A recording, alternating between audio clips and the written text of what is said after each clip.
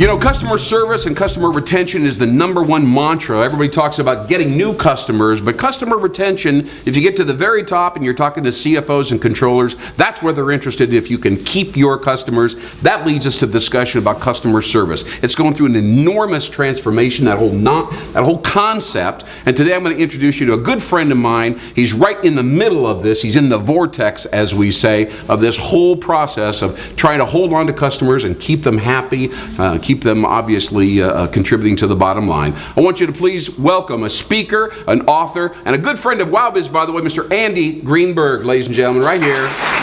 Mr. Andy Greenberg. Lynn, how are you? Good to see you. Good to see you, man.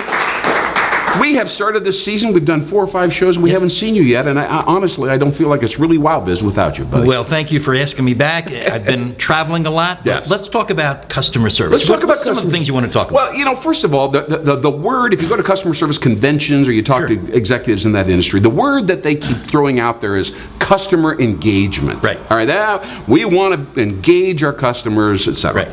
And yet, if you listen to their teams on the phone or even answering texts or chat or so on and so forth, I don't see them putting any heart and soul into the engaging piece. They may want to solve your problem, get you off the phone, and move on to the next deal. Right. So I don't see the engagement. I want to know your take on it, because you're all over the country speaking about this topic. Right. What's going on? It's like a marriage. You know how sometimes when man and woman meet each other for the first time, everybody puts out their greatest first impression. Yeah. And we dress and we groom and we do everything terrific.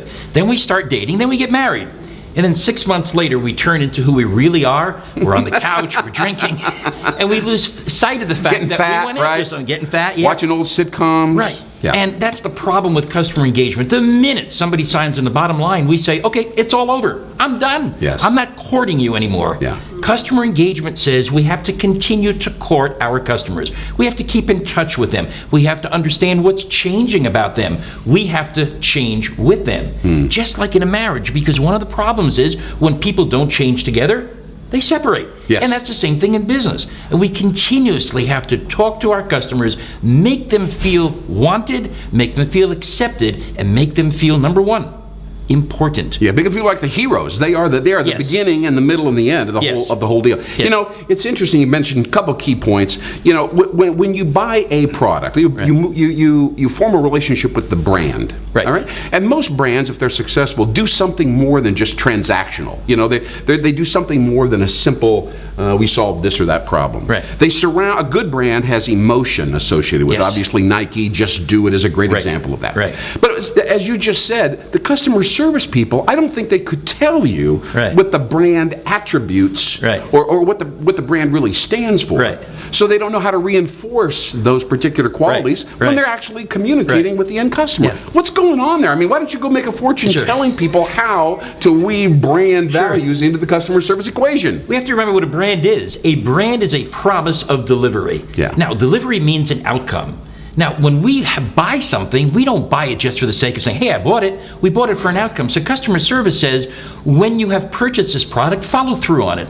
Understand that the outcome that you have been looking for, in fact, has been delivered. Yeah. And then what that allows you to do is go on to the next product innovation. Call the people back and say, so far you've gotten the outcome from our brand. Yeah. Guess what? We came out with something new and different to allow you to even achieve more. That's a continuous engagement. Now, that's a continuous discussion. So true, but now I'm going to throw a wrench in the works. All right. Bam, here, it's right here. And that is, all these end users, or many of them, of course, are using smartphones and iPads to interact with the brand. Yeah. And they may buy the product, and then they may use a smartphone, or they may even text for customer service. Right. I got an issue, or I'm looking for an accessory to the product, or whatever. Right.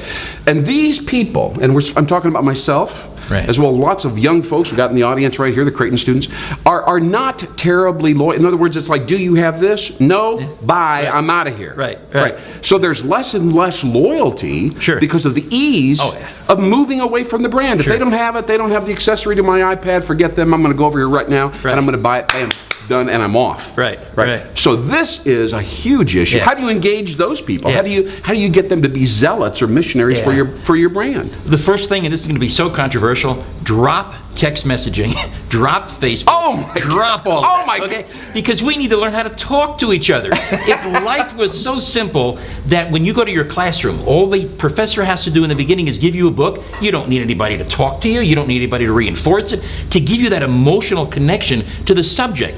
And that's the problem with the way things are today. So in reality, drop it all. Tell people when you get into business, you know what, I'm going to go back to the basics. I'm going to go back to talking to people, because that way I can inject emotion. I'll give you an example. Right now I'm pretty high, I'm emotional.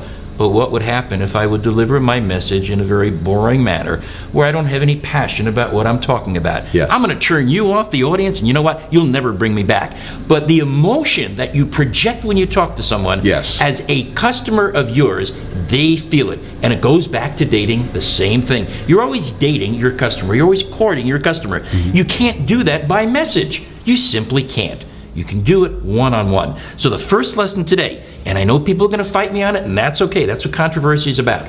Drop every social media that you have. Get back on the phone. Talk to each other. Understand what the emotional delivery and presentation can do for you, your customers, your clients, even more so, yourself. All right, Andy Greenberg, always touting controversy. Very interesting point. I happen to know that Lincoln Financial is going to save over $7 million in the next 3 years because they're pushing everybody into a IVR, which would be an integrated voice response automation. Okay. Now, they're going to save $7 million. Yeah. And the CFO, if he were sitting right here in the audience, is going to be saying to himself, you know, that Andy Greenberg's an interesting guy, and he makes an interesting point, but I'm going to save $7 million in the next couple of years, so I'm going to forget about Andy Greenberg for the short term. Yes. Are his customers going to drift away as we wrap this up? Oh, absolutely. They're going to go away? They're absolutely going to go away. All right. Because even though the younger generation, I'm one of those over 60, even though the younger generation says this might be the greatest thing in the world, what will prove out is that it won't be. Yeah. The voice recognition will not work. That's why there are life insurance agents. That's why there are people that actually talk to you